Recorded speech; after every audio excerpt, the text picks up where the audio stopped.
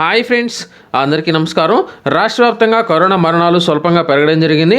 గడిచిన 24 గంటల్లో 89,087 శాంపిల్స్ను పరీక్షించగా 22,018 మందికి కరోనా పాజిటివ్ ఈ రోజున నిర్ధారణ అవ్వడం జరిగింది. అలాగే కరోనా కారణంగా అనంతపూర్లో 11 మంది, తూర్పుగోదావరిలో 10 మంది, విశాఖపట్నంలో 10 మంది, పశ్చిమ గోదావరిలో 10 మంది, విజయనగరంలో 9 మంది, చిత్తూరులో 8 మంది, కృష్ణాలో 8 మంది, గుంటూరులో 7, నెల్లూరులో 7, కర్నూలులో 6, శ్రీకాకుళంలో 6 మరియు కడపలో 4 చొప్పున మరణించడం జరిగింది. గడిచిన 24 గంటల్లో రాష్ట్ర వ్యాప్తంగా 96 మంది మరణించడం జరిగింది.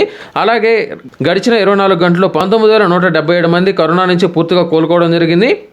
గడిచిన 24 గంటల్లో ఈస్ట్ గోదావరిలో 3,432 మందికి అత్యధికంగా కరోనా కేసులు అనేది ఈ జిల్లాలో నమోదైతే అవడం జరిగింది.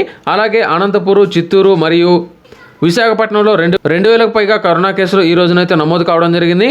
అలాగే సూర్యారావుపేటలో ఉదయం వేళలో ఎవరైతే మాస్క్ లేకుండా రోడ్లపై తిరుగుతున్నారో అటువంటి వారందరికి సంబంధించి 193 మందిపై పోలీసులు కేసు నమోదు చేయడం జరిగింది.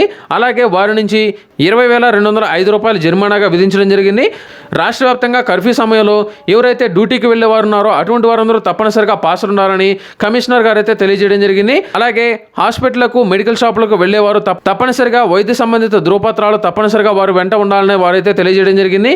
అలాగే రాష్ట్ర వ్యాప్తంగా కర్ఫ్యూకి సంబంధించి ఈ యొక్క మధ్యాహ్నం 12 గంటల తర్వాత ఎవరైతే తిరగాలనుకుంటున్నారో అటువంటి వారందరూ ఈ పాస్ ఉన్నప్పుడు మాత్రమే వారు బయటికి రావాలని పోలీసులు అయితే హెచ్చరించడం జరిగింది.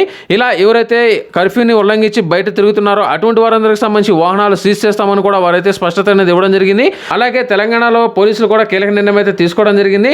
లాక్డౌన్ సమయంలో అనవసరంగా బయటకు వచ్చే వారిపై కఠిన చర్యలు తీసుకుంటామని హెచ్చరించడం జరిగింది. రోడ్లపై తిరిగే వారిపై కేసులు నమోదు చేస్తామని, ఉదయం 10 గంటల తర్వాత ఎవరు బయటకు రావద్దని, ఎమర్జెన్సీ అయినట్లయితే మాత్రమే రావాలని, ఉదయం 6 గంటల నుంచి 10 గంటల వరకు సరుకులన్నీ కొనుగోలు చేసుకోవాలని ఎవరైతే తెలియజేయడం జరిగింది. ఇక మీదట లాక్డౌన్ ఆంక్షలు కఠినంగా అమలు చేస్తామని పోలీసులు అయితే తెలియజేయడం జరిగింది.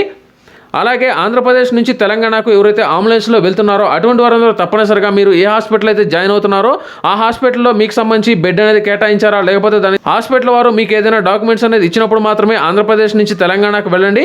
ఈ రోజు ఉదయం నుంచి ఆంధ్రప్రదేశ్ నుంచి తెలంగాణకు వెళ్ళే చాలా అంబులెన్స్లను తిరిగి వెనక్కి అయితే పంపడం జరిగింది. ప్రస్తుతం ఎవరైతే ఆంధ్రప్రదేశ్ నుంచి తెలంగాణకి అంబులెన్స్లో లేకపోతే ఎవరైనా సరే కరోనా పేషెంట్లు వెళ్తున్నారో అటువంటి వారందరికీ ప్రస్తుతానికైతే తెలంగాణకి అనుమతించడం లేదు. దయచేసి ఎవరైతే ఇలా వెళ్ళాలనుకుంటున్నారో అటువంటి వారందరూ సంబంధిత డాక్యుమెంట్లు ఉన్నప్పుడు మాత్రమే వెళ్ళండి. తప్పనిసరిగా అక్కడికి వెళ్ళినట్లయితే పోలీసులు అయితే తిరిగి అంబులెన్స్ని వెనక్కి అయితే పంపడం జరుగుతుంది.